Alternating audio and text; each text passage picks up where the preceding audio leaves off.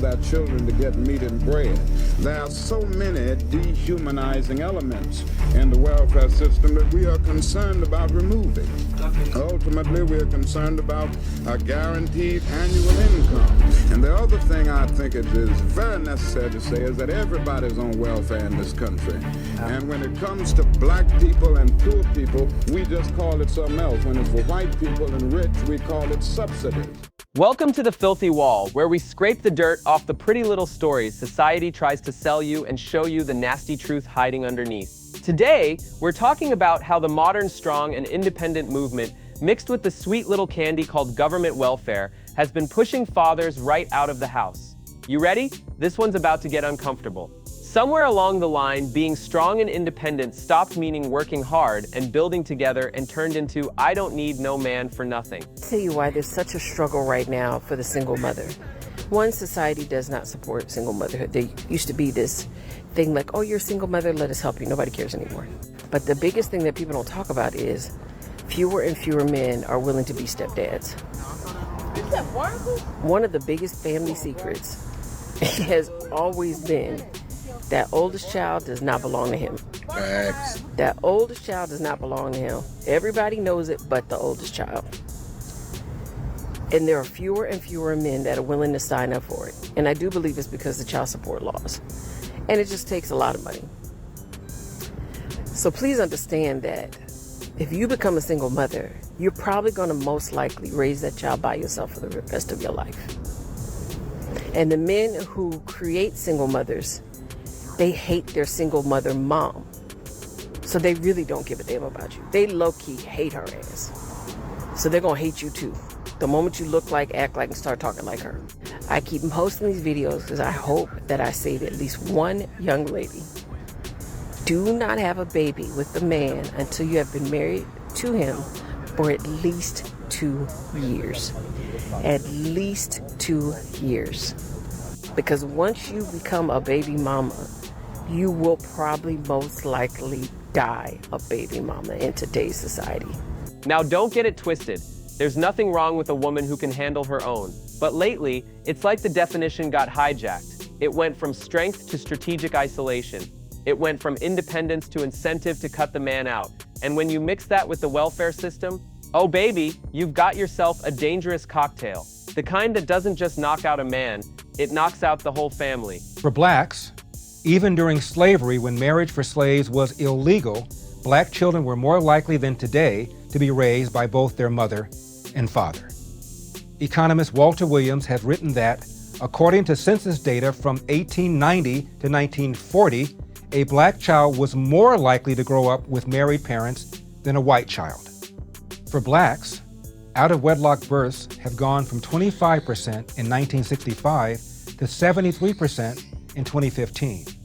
For whites, from less than 5% to over 25%, and for Hispanics, out-of-wedlock births have risen to 53%.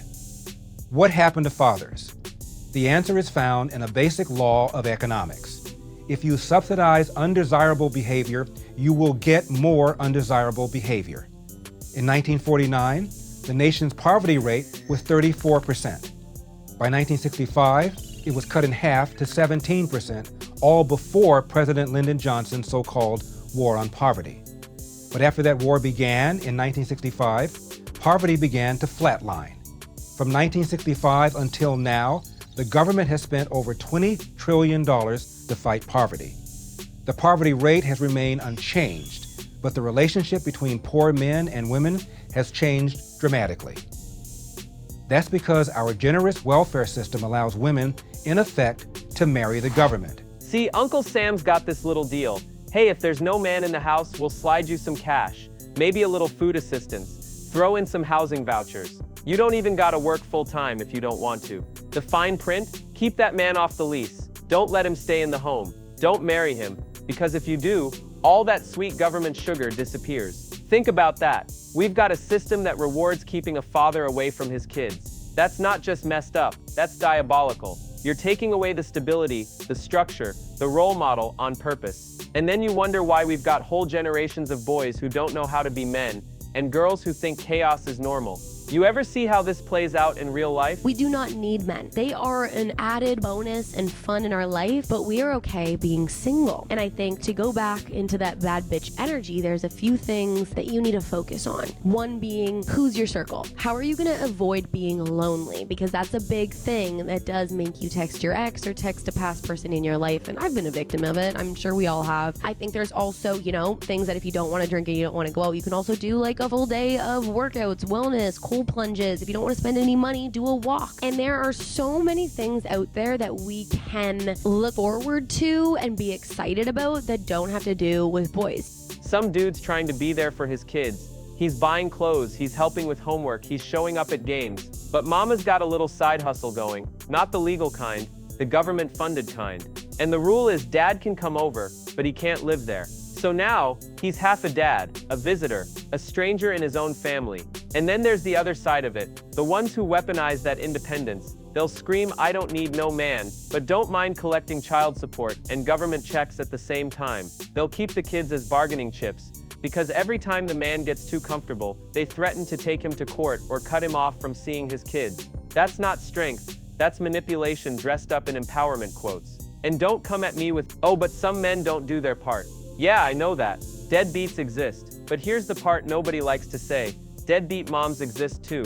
They just got the system covering their tracks. If a man bounces, he's trash. If a woman bounces a man out of the house, she's protecting her independence. You feel me? What we've built is a perfect trap. Tell women they don't need men. Reward them for keeping fathers away. Raise kids in broken homes. Then act shocked when those kids grow up confused, angry, and lost. This ain't about hating women. This is about calling out the game. A real strong woman and a real strong man build together. They protect the family unit because they know the system out here is playing chess, not checkers. And right now, the system is winning. So if you're out here thinking the government's just helping, nah, they're investing. Investing in keeping you divided, because divided families are easier to control. That's the dirty truth. Straight off the filthy wall. Now go ahead, be mad. But if you felt that sting, maybe it's because deep down, you know it's real.